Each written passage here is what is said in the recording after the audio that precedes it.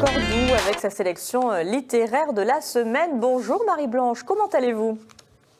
Bonjour Alexandra, très bien, hein, toujours fidèle au poste et ravie de vous retrouver. On est ravis aussi de vous retrouver chaque semaine avec votre sélection. Alors, quel type de livre aujourd'hui vous avez sélectionné, choisi pour nous? Alors aujourd'hui, je vais vous montrer des livres qui vont nous apporter de la force. Vous savez qu'en ce moment, on est dans une période un peu difficile, hein, Oui. c'est un peu sinistre. Eh bien, on va aller chercher cette force et je vous garantis qu'après avoir lu ces deux livres, vous allez être reboosté. Et cette force, on va la trouver justement chez des personnes qui vivent des moments difficiles dans leur vie. Donc, avec deux témoignages de vie.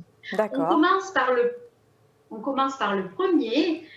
Prisonnier de mon corps, de David Ledain, aux éditions Bold. Alors, il faut savoir qu'en sous-titre, c'est Maladie de Charcot, un combat pour entretenir l'espoir. Alors, qu'est-ce que c'est que la maladie de Charcot? En fait, c'est une dégénérescence des cellules nerveuses qui commandent les mouvements volontaires. Donc, petit à petit, le corps va se paralyser, mais pas l'esprit. D'où le titre Prisonnier de mon corps. Donc on suit le témoignage de cet homme, David Ledain, qui est un gendarme, un sportif de haut niveau, passionné de moto, et qui un jour se retrouve confronté à des symptômes un petit peu bizarres. Et puis au fur et à mesure d'examen en examen, le diagnostic tombe. Il a la maladie de Charcot. Voilà, donc on suit ce parcours. Et en même temps, il doit annoncer ça à sa famille, à ses fils. Il est entouré d'une famille formidable avec son épouse Stéphanie, ses trois garçons Maxime, Simon et Grégoire.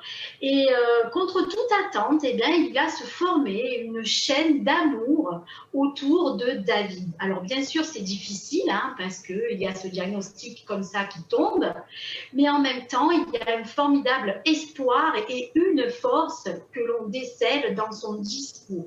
Alors, il faut savoir que, étant donné qu'il est paralysé, ce livre a été écrit grâce à un logiciel de reconnaissance optique qui transforme les clignements de paupières en mots ou en phrases.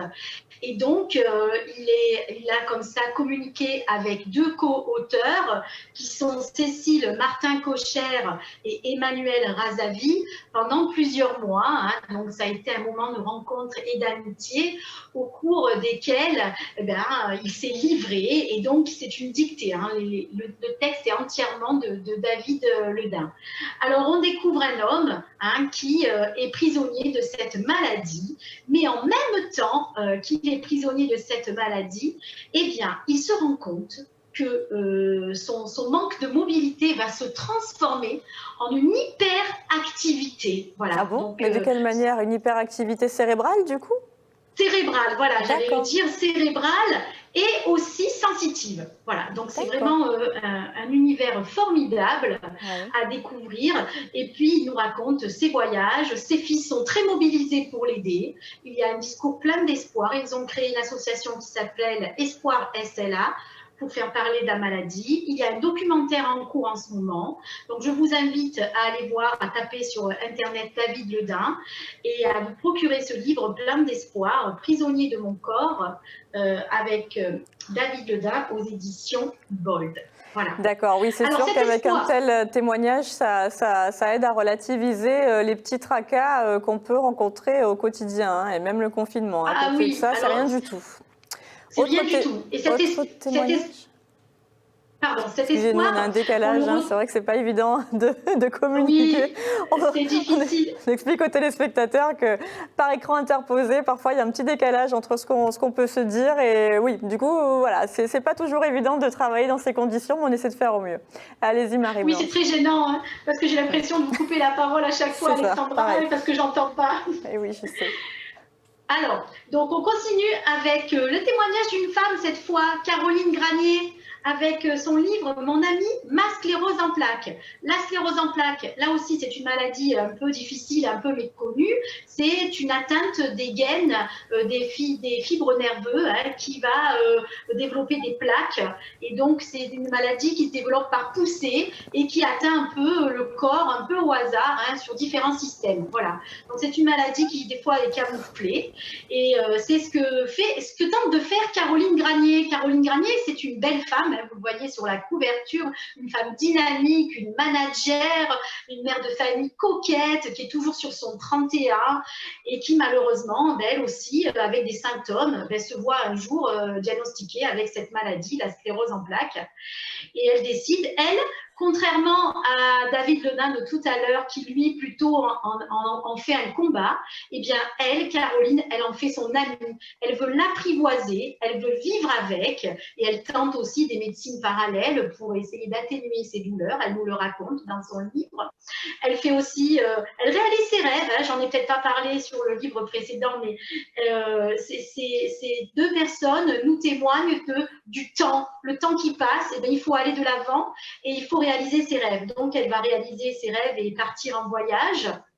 Et puis, elle nous raconte que, elle essaie de ne pas embêter sa famille. L'important pour elle, c'est d'essayer d'apprivoiser cette maladie. Elle est donc vraiment, elle a un discours de force, de puissance infinie. Elle est altruiste, elle est généreuse. Elle ne veut pas embêter sa famille, mais il y a une phrase qui m'a vraiment impressionnée quand elle dit bon d'accord, je suis forte, mais après tout, je suis malade. Voilà, c'est un peu ce discours qu'on ressent, c'est il y a une force, il faut la voir et ça nous aide psychologiquement et ça retentit sur le corps, que l'on le veuille ou non. Mais il faut aussi considérer qu'ils sont malades et il faut les entourer. Et on retrouve cet entourage, cet amour, cette force dans ce livre de Caroline Granier, Mon ami, ma sclérose en plaques, un corps pour deux, aux éditions Maya. Voilà. Ah, des témoignages poignants. Merci beaucoup, Marie-Blanche. Écoutez, ça nous a vraiment émus et puis vraiment, ça donne de la force dans ces temps difficiles. Merci, on vous embrasse très fort. On vous retrouve la semaine prochaine, bien sûr. Alors, vous le savez, la crise qui nous touche est particulièrement préoccupante pour les petits commerçants. On l'a vu avec Guillaume Sicard vendredi dernier, donc président de la Fédération Marseille Centre.